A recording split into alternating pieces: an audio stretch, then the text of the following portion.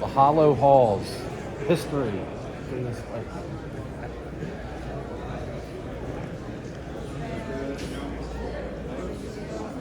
Good morning. Good morning.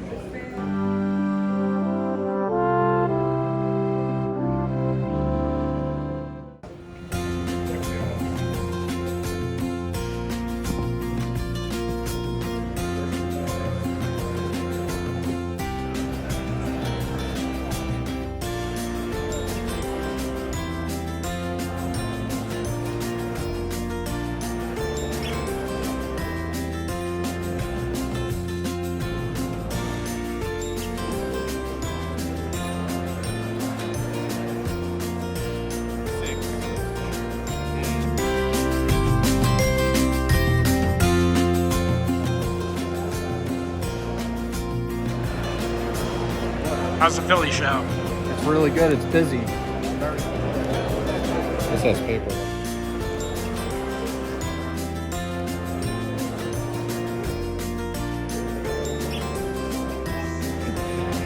I have it on video. I've recorded it. Oh, that's great.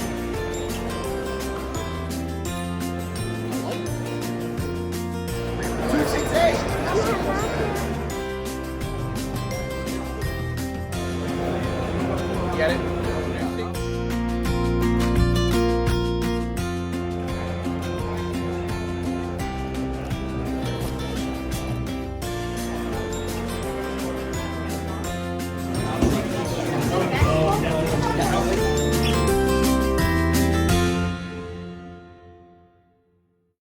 What's going on, everyone? MikeO back with my Philly show recap for spring 2024. As I say every time, the Philly show is just awesome. It's an event I look forward to 3 times a year, every year. Just so much fun, and so much fun for so many reasons.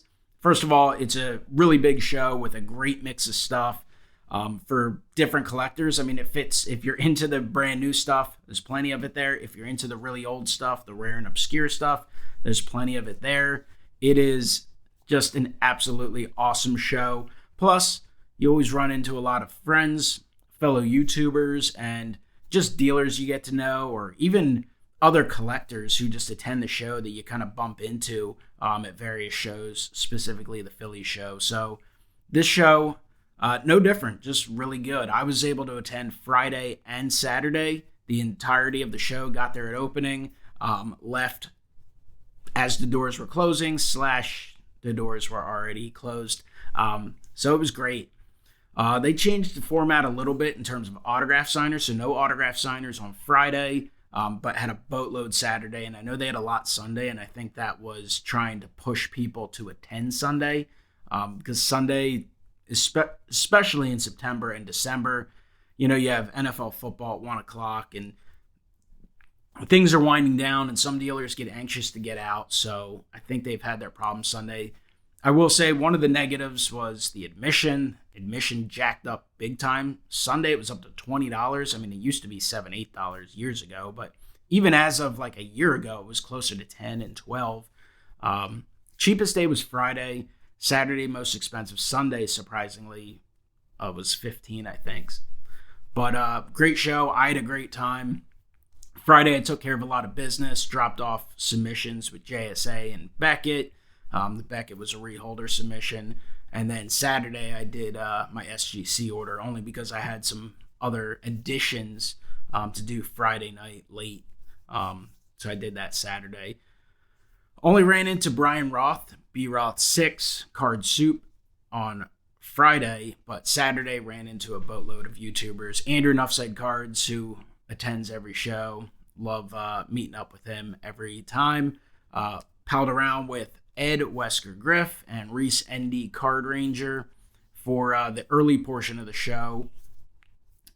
And, just had a good time, both looking for stuff for my collection, looking for some stuff for inventory for the eBay store, and, looking at stuff that other people were looking for as well. Found some cool things that I suggested for Ed and Reese, and I was glad to see them add stuff to their collection. It was fun seeing them make some purchases, some negotiations that worked out in their favor, some negotiations that they were rejected on, and I had the same things as well. But it's just fun. There's, as fun as it is to collect in the hobby, one of the best parts is collecting with others and, just talking about both sports and cards and kind of seeing things and talking about different cards and looking at them and thinking about them and making suggestions back and forth. So it's really cool. But the show itself, excellent as always. Like I said earlier, it's always has a good mix of dealers, but this one was, even better. Lots of pre-war, lots of vintage, lots of modern, some non-sports TCG. I saw a good mix of basketball and hockey and football. Primarily baseball is always going to be what you see the majority of, because that's just literally the way the hobby is. But a nice mix of stuff, a nice mix of dealers. You see some of the same faces, but, with energy. And then you see some new faces as well set up. A lot of value boxes, few wax dealers, not crazy amount. I would say there's one huge wax dealer and then 2 or 3 really solid wax dealers. So not like crazy competition in that department. And I'd like to see a little more competition in the card holders and protector department too. But in terms of different types of cards, in terms of price points, there's a good mix of it.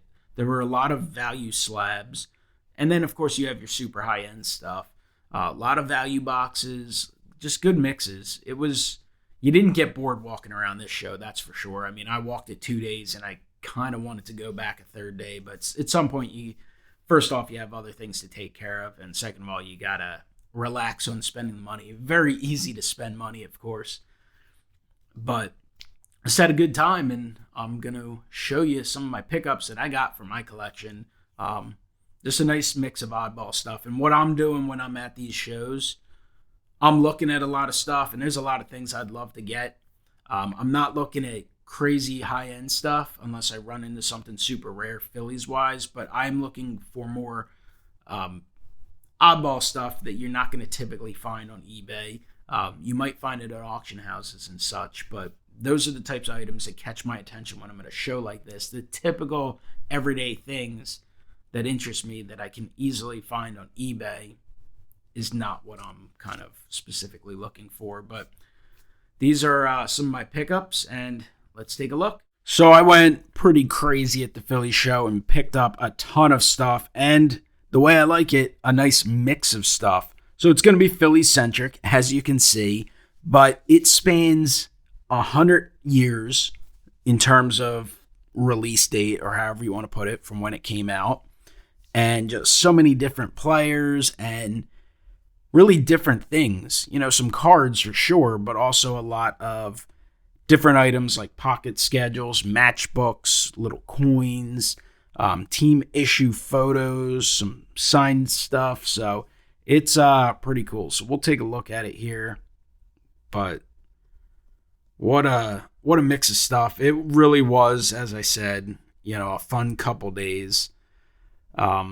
Looking for this stuff, searching it out, working out some deals. A lot of this was bundled. I mean, it's all mixed up now, but I was able to bundle a ton of it, and in most cases get a good percentage off. So it was pretty awesome. So let's take a look at it. We'll just start sifting through some things, and you're gonna see, like I said, just what a mix. So this is a West Covington little Solata coin. Pretty neat there. West Covington. I would love to get things like that slabbed. I mean, I know it's not financially worth it, and I'm not going to do it, because getting the little coin items slabbed at this point is just completely unaffordable, but that one at least is in the little coin holder. Here is, I believe this is a 52R423 Jim Constanti. Constanti had a nice little run with the Phillies in those early 1950s, winning an MVP. These cards, this is a full-size top loader, so you can see how small it is. I know I've gotten a few of these graded in the past for various people, so cool little item there. And then we just shoot up to, the late 90s, early 2000s with a Brandon Duckworth relic card. This is a 2002 Fleer MLB Hot Materials. Just found this one in a cheap box. Actually found it at a table with all kinds of oddball Phillies stuff, mostly vintage stuff, and just thought it was neat. Really hard to see on camera, I'm sure, but you can kind of see some stitching on either edge. And Duckworth was actually a pretty popular Philly there for a couple years, and then went on after his career to become a Yankee scout. He may still work in the Yankees front office, I'm not sure, but fun pickup there. And of course, cheap as well. It's a nice 3D Superstars Greg Lazinski. I mean, just a beautiful card. These old 3D cards are awesome. That's a 76. I mean, it just looks great. This actually came in a lot with some other stuff that I had purchased, but I'm going to keep this one for the collection. The Larry Boa Carousel Snack Bars Incorporated. Kind of a little oversized disc. In that same lot, found a few other Phillies things. Card I never saw. This is Bonds, Van Slyke, and Lenny Dykstra Medalist. It's from Triple Play 94, kind of following the 93 season. And then a 1981 Topps scratch-off little panel here with Greg Lazinski in the middle. So I'll keep that one for the collection as well. Here's an Art Mahaffey decal.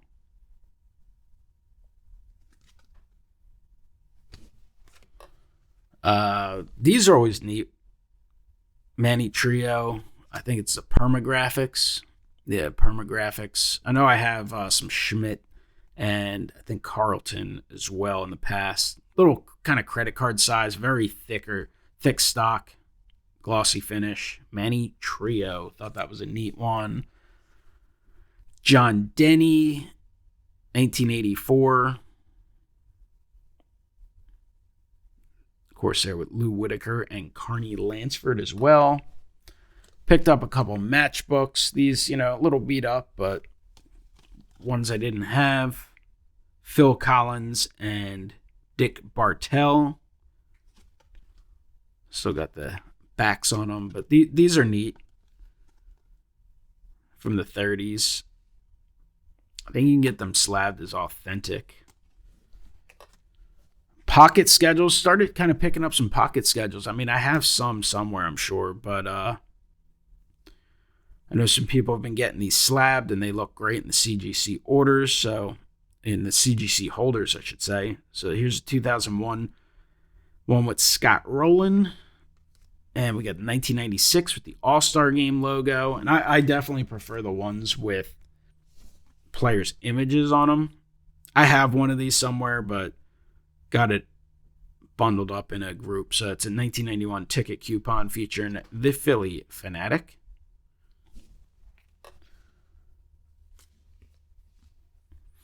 Here's a sweet looking Johnny Callison from 1961.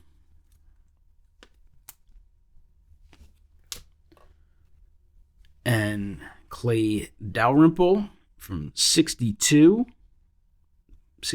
post. This one, I think, has some creases in it somewhere. I have to look at it again, but nice color. These, I believe, were just cut out of a Burger King advertisement. Something they had in their restaurant windows, translucent, you can see through. You could kind of put them up to the light. Just thought they looked cool, so picked up the Tug McGraw and Greg Lazinski. This is awesome. This is a 1965 Phillies pocket schedule, and the reason, besides the fact that it's older and awesome as is, as you can see, you got the Phillies player there.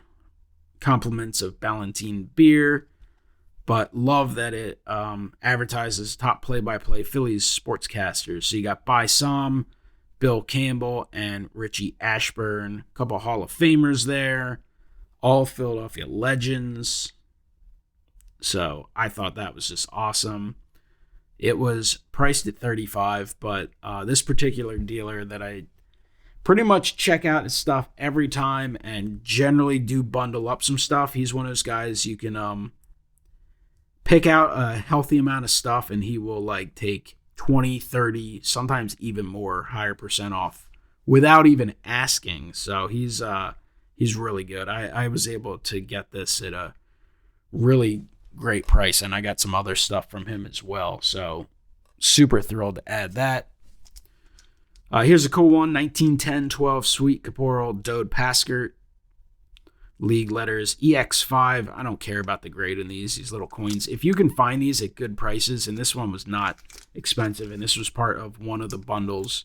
If you can find these holdered up already, I mean, it's really worth it, because if you want them holdered, I think they present really well in the holders. They're just so pricey and difficult and probably slow. Be really difficult to get these holdered now. So super cool. All right. Probably the priciest single card pickup was this here. This one was over $100. 1926-29 Exhibits. Postcard back. Cy Williams in an EX5.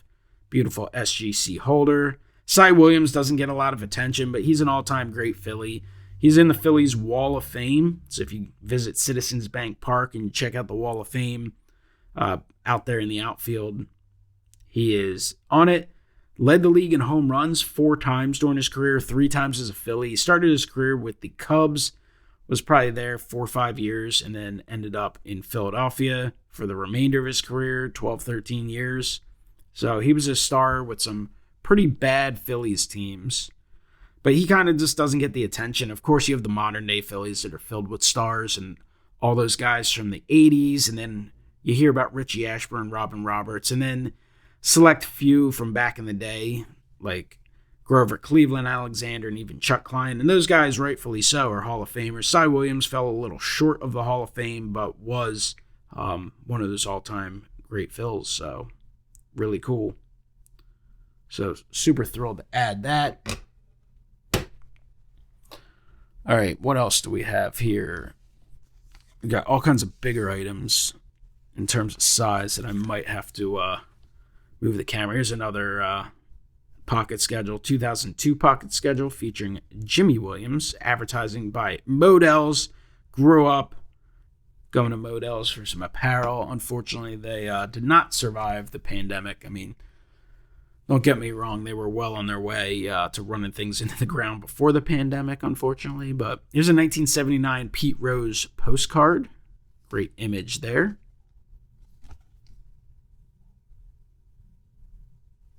Just a cool little eyeball item that's fairly cheap. Whole bunch of Phillies autographs, and this is kind of bum city for the most part, but still super fun. Some oddball guys, some guys that, you know, you're not going to have a chance to pick up, and generally pretty cheap. Got these out of a cheap box and was able to work out a little bit of a deal.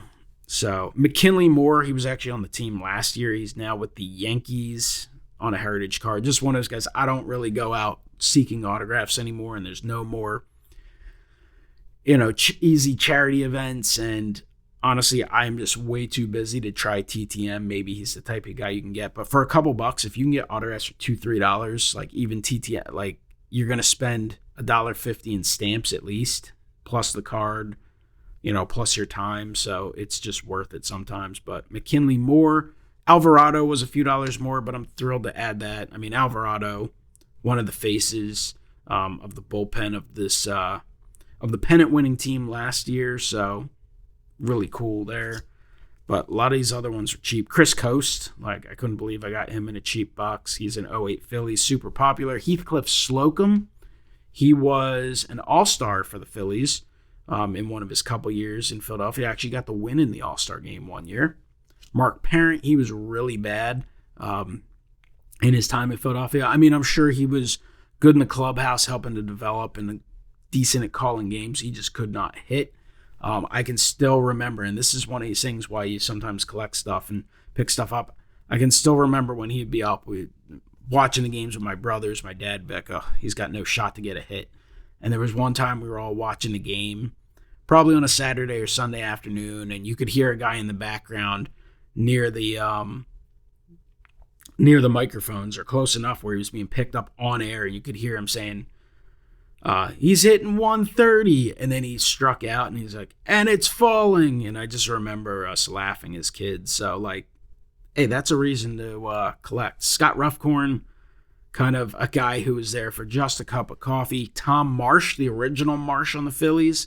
Everyone knows Brandon Marsh now, but Tom Marsh, he was a Philly in the early 90s there for a couple years. Clay Dalrymple. I mean, if I can get vintage cards for a couple bucks that are signed, why not?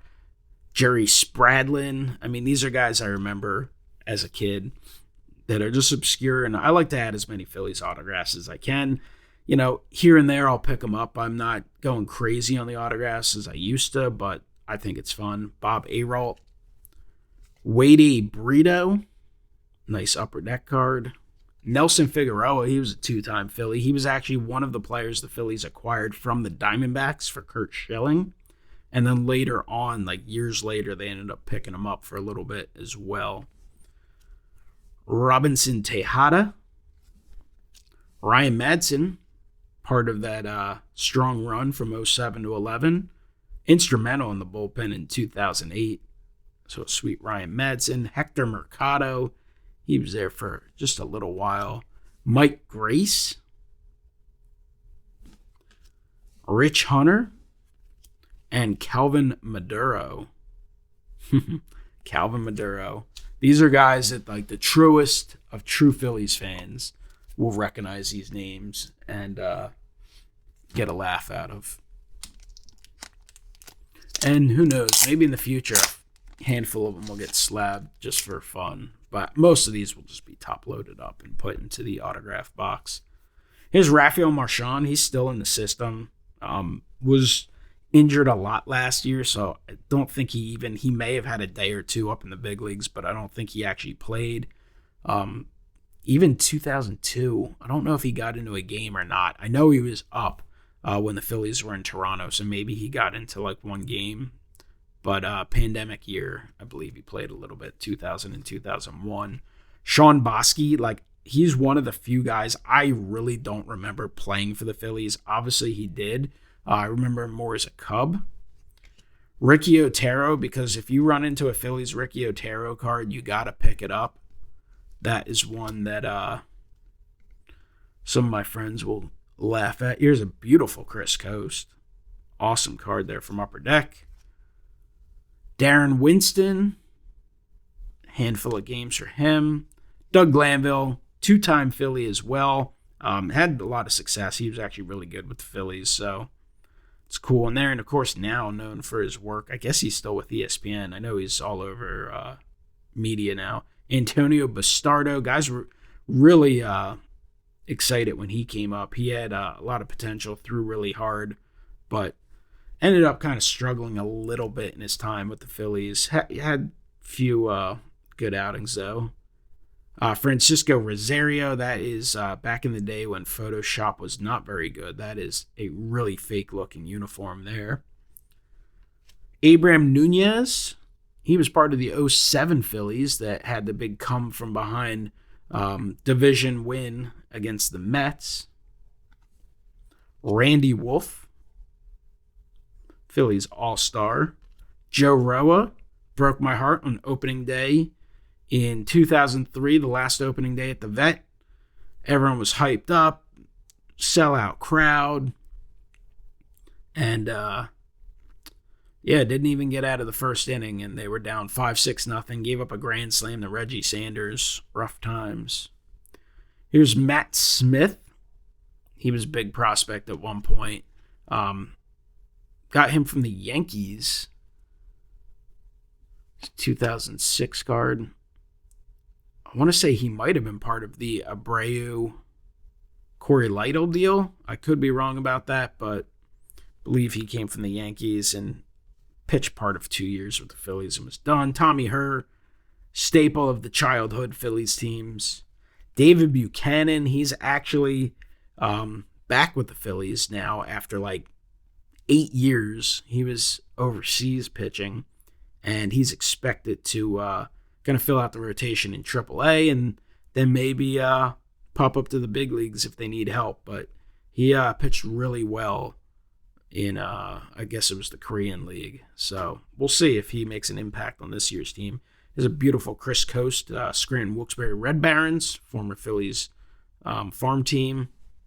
Turk Wendell, better known for his days with the Mets and the Cubs, brushing his teeth and eating licorice and all kinds of crazy stuff.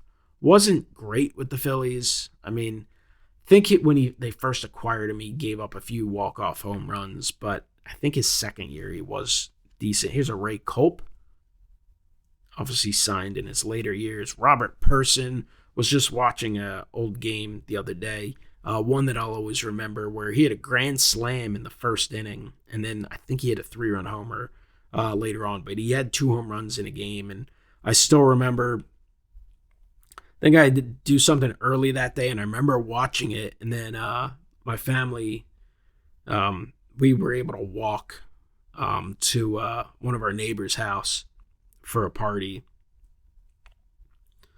like a big family party, because we were close with them. And I remember watching the beginning of that game and then kind of running over there and telling my dad about it. So that's an awesome card there. And hey, just right there, that's reasons to collect some of these cards. Big names or not. It's not all about, the price and the value of a card. It's about the memories and what it invokes. All right, other cool stuff. And hey guys, this is going to be a big recap because I bought a lot of stuff.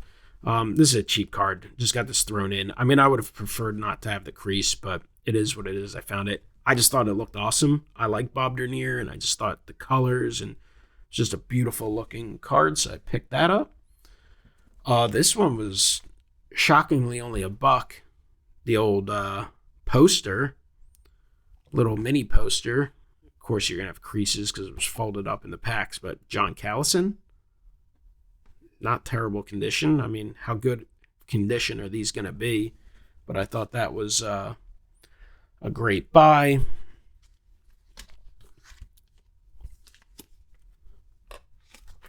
All right, this is a 1954 Phillies training camp that they put out. Got some stiffness to it, folds out. But it's like a schedule and some of the roster and such, but stars are in the National. So you got Robin Roberts and you got Richie Ashburn, Phillies Facts. There you go with some attendance records and opening day games and such. Distances. So that folds out, as you can see, in a few different directions. So I just thought that was super cool, especially featuring 2 prominent Phillies. So thrilled to pick that one up. And then this was pretty awesome. Picked this up at the very end of the show, this whole lot. I was checking out a dealer that I usually check out and ended up working out a deal for, I believe, 10 of these and then a signed one. So I haven't looked up most of these players, but when I look at these, like I flipped through, he had a bunch of them too. He had just bought a collection of them. And I'll look at the players, and there's some recognizable names, some players I want. I do that, and then after that, it's all about the images and what the images show. If it prominently features the front of the jersey or a patch, stuff like that, I'll pick up. So this is Jim Wilson. Ed Weskergriff in his recap actually showed off a Jimmy Wilson he picked up. He was a catcher and a player manager for the Phillies. Maybe better known for winning a World Series with the Cardinals, but I mean, that's just awesome. These are Burke photos, type 1 photos. So absolutely gorgeous. I mean, the Phillies were atrocious back then, so you see a little less of the Phillies sometimes. This, I mean, I had to get it in the Phillies coat. Check that one out. Leo Miller. He's a trainer, but it's from 1937. And again, I'll go through and check out. If I had less stuff, I probably would have looked up. I check out Baseball Reference and kind of see what the guys did. And of course, a lot of times you find guys who only lasted a year or two for the Phillies and such. But this one's awesome. Check this out. Look at that jersey. Paul Busby.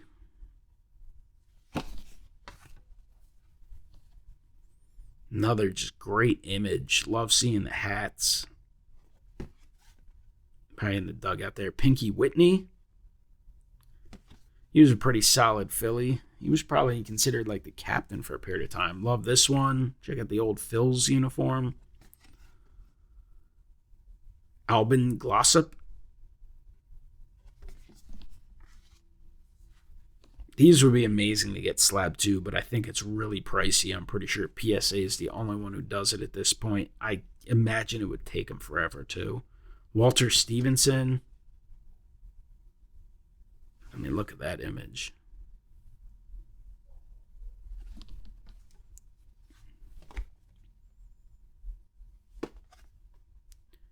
Wayner Lamaster.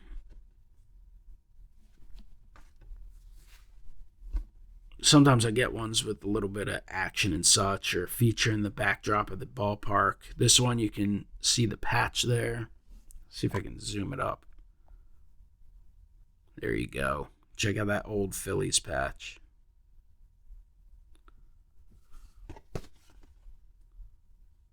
Bill Hallahan.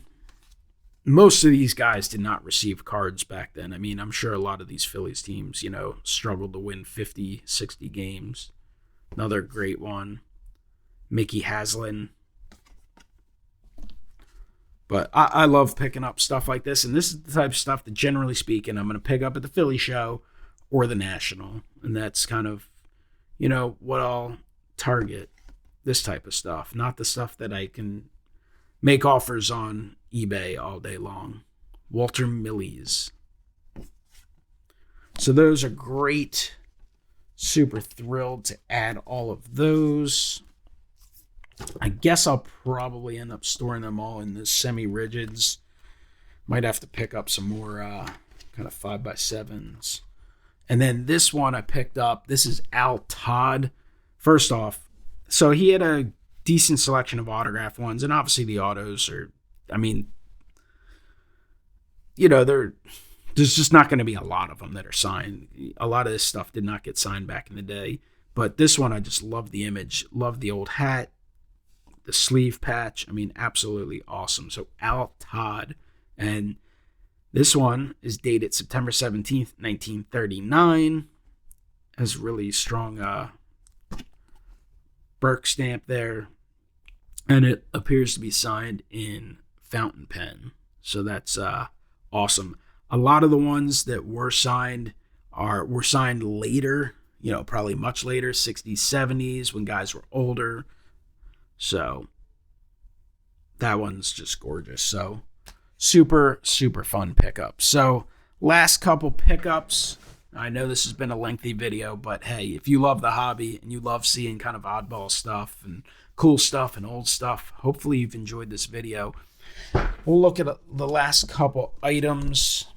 So this is just a cheap thing. This is a 1971 team issue.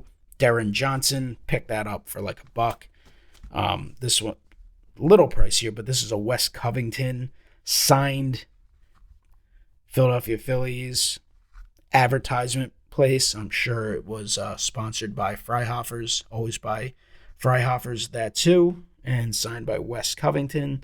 So super cool there. It's a 1942 Phillies, most likely a team issue picture. Frank Horst, just a cool looking image and uniform there. And a 42 Chuck Klein Phillies picture, and it's got the Heath patch, which they only wore in 1942. So, that's awesome. Super thrilled to add that. And then finally, a couple puzzles that I picked up because of that 70s